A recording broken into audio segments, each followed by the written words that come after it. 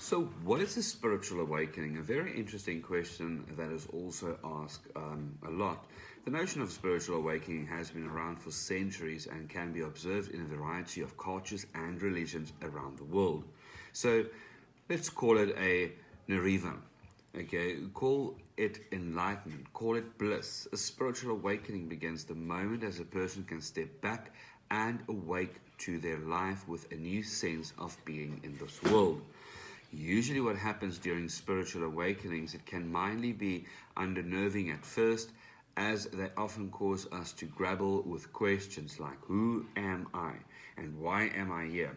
But there can also be certain elements of wonder and excitement, of course, when we find ourselves suddenly feeling very much alive. Now, the idea of the spiritual awakening was popularized in the Western world by the famed psychiatrician Carl Jung, who described the process of coming back to the original self. That's part of the spiritual awakening. But the experience of the rising to the highest state of consciousness has always been an interesting part of what it means to actually be a human. So spiritual awakening starts with oneself. It is all about finding your higher self and feeling better about yourself. Yes, it is legitimately spiritual, being able to connect to the spiritual and being able to see spiritual things, but overall, it is most important to understand that it is all about finding your higher self.